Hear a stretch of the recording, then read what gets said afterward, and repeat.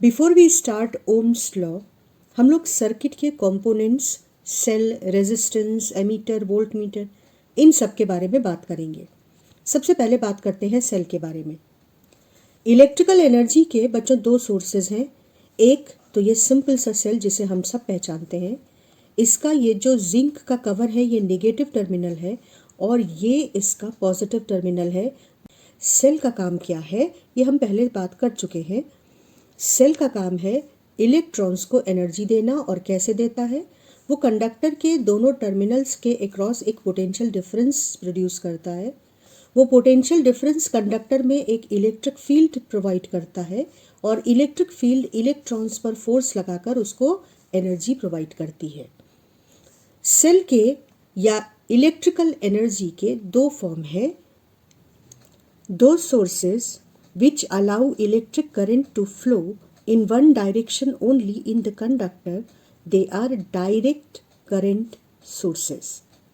जैसे dry cell जो हम पहचानते हैं जिसको, या मोबाइल फोन्स में जो लिथियम बैटरी यूज होती है वो भी डायरेक्ट करंट देती है, जिसे हम लोग इस मोबाइल चार्जर पर लिखा हुआ पढ़ सकते हैं।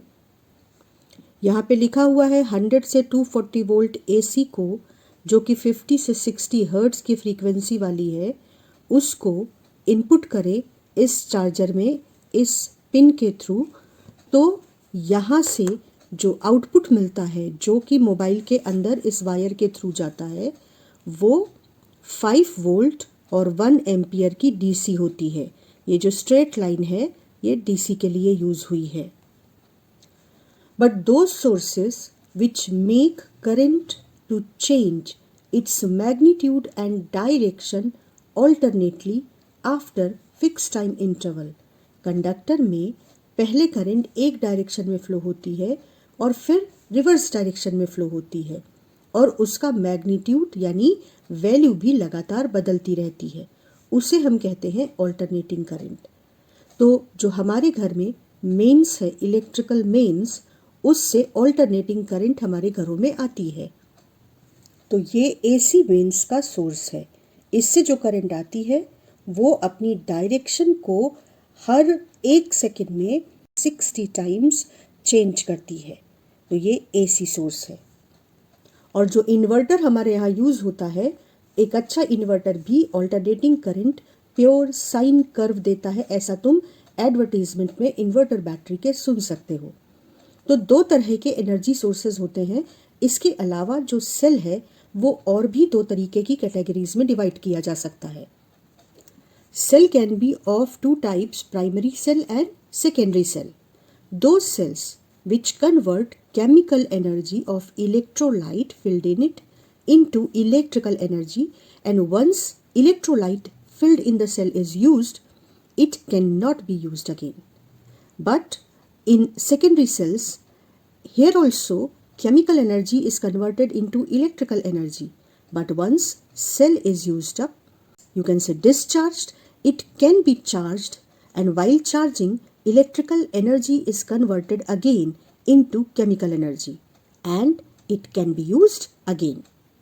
So, in primary cells, chemical reaction is irreversible, while in secondary cells, chemical reaction is reversible. Second difference in primary and secondary cell is that in primary cell, obstruction offered by electrolyte filled in the cell, which is also known as internal resistance, is high, while in secondary cells the resistance offered by electrolyte in the path of current, which is called internal resistance, is low. Example of primary cells are dry cell, Leclanché cell, Daniell cell, and example of secondary cells are acid or lead accumulator, alkali or nickel iron accumulator, and we know today's modern time lithium batteries are also secondary cells. They can be charged, which we use in our mobiles. Primary cells can provide weak current only, while secondary cells can provide high as well as weak current. In mobiles, we use the cell which is providing weak current, but in cars, we use the battery which provides heavy current.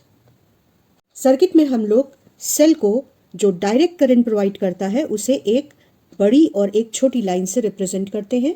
जो बड़ी line है वो positive terminal और छोटी line negative terminal को represent करती है।